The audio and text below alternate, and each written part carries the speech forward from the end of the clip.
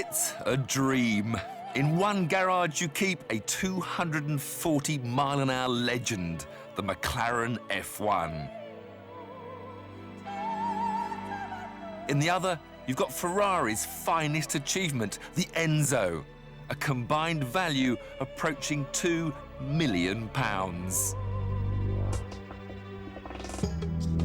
Both of these cars are awesome on the track, but we wanted to know what's it like owning and driving them in real life on real roads. And now, for the first time, thanks to a generous fifth gear viewer, we can tell you.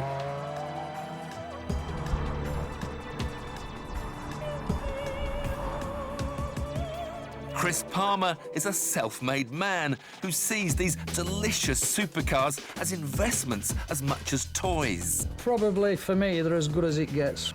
The McLaren is probably a bigger adrenaline pump. The Enzo, if anything, is a little bit easier to drive. Insurance, running costs? I don't back horses, so it's a vice that can be cheaper than gambling. With the cars back to back, we'll be able to tell you which gives the biggest thrill, which is the most expensive to run, and which drives the best. Son of mine. Come on, this is our Enzo for a day. There's nothing like this in supercar world. This is the supercar that looks more like a spaceship than any other. It's just stunning. And the closer you get, the more... I don't know, the more you want to open the door.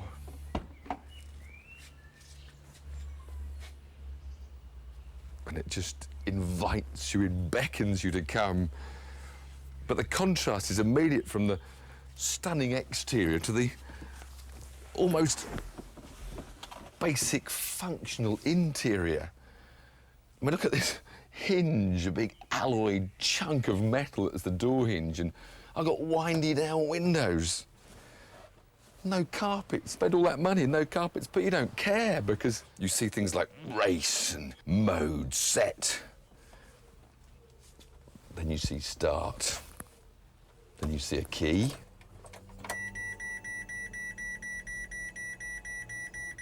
Lots of noises.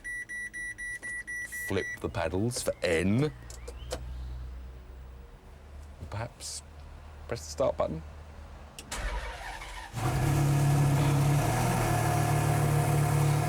My heartbeat's just got up about 50 beats. And that is coming through the seat into my back and into my spine, tingling up into my brain. And I haven't even touched the throttle pedal yet.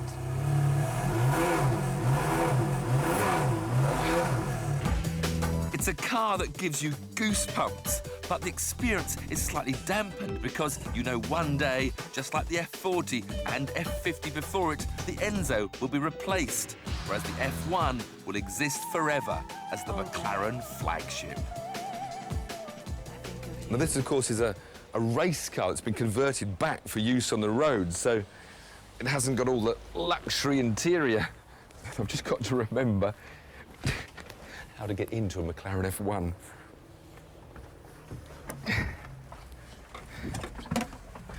But once inside that brilliant driving position that Gordon Murray created, no beautiful dials in front of me, a race-spec dashboard, and this whole bank of carbon fibre surrounded switches. Time for some noise. Well, music to me. Full race-spec master switch. Ignition. Fuel pumps on.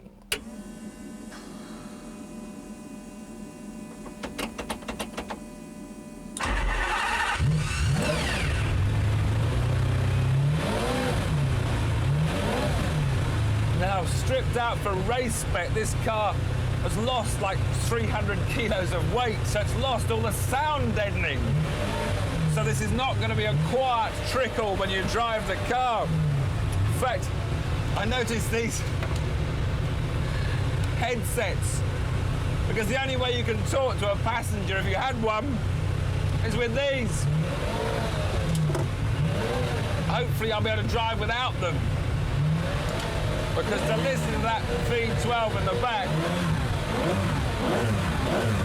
is very special. Ferrari recommend the Enzo is serviced every 3,000 miles or 6 months, with the bill coming to between £2,000 and £3,000. A new set of tyres is about £1,000. A 6,000-mile service on a McLaren can cost, and are you sitting down, £30,000. Everything about an F1 is telephone numbers. Even a small tin of touch-up paint costs 75 quid. Then we come to the petrol station. A day with these two resulted in my record ever fill-up.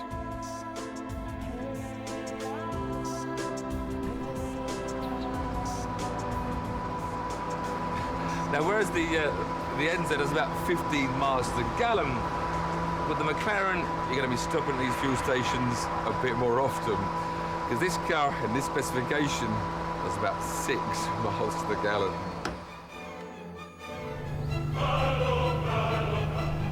How long is that nose and how near is that concrete?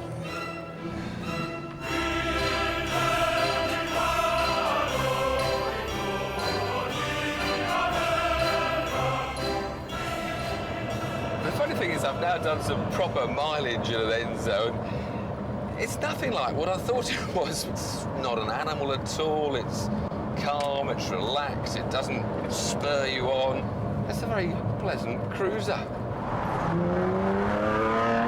And I think the reason why you feel so relaxed is the fact that you know there's so much extra performance available. You're never going to get anywhere near its limits on the public roads if you don't bother to try.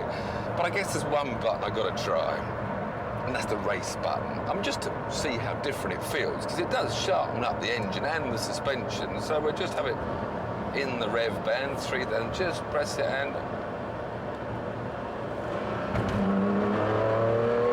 Oh! The steering is now, yeah, sharpened a tad. The gear change should be a bit quicker. Suddenly I feel a bit egged on. It's amazing what a difference one button can make.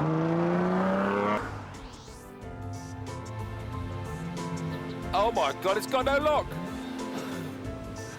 It's got the racing rack, which is faster, and it's got no lock.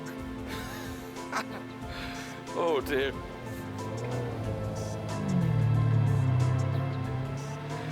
I thought I'd drive this without this headset on, but it is so noisy, especially with the gearbox.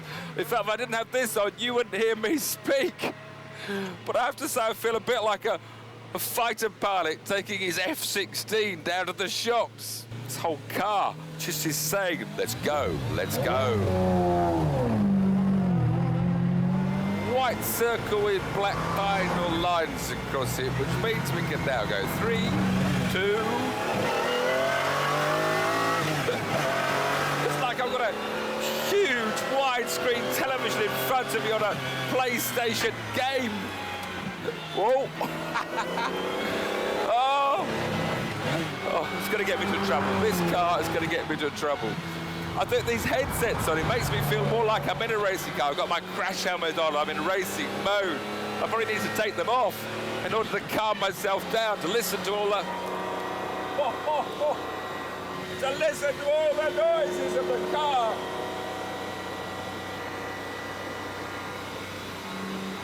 Oh my God. But getting back into McLaren is reminding me what supercars should all be about. And it's all about the driving experience. But most of all, it's just this stunning performance.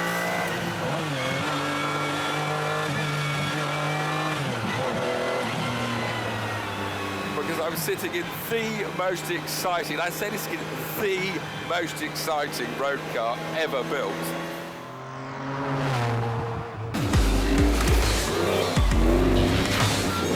Its handling characteristics are more like that of a rear-wheel drive car. 60% of the grunt is going to the back tyres. Fortunately, the steering... So much fun! miles an hour without getting a speeding ticket.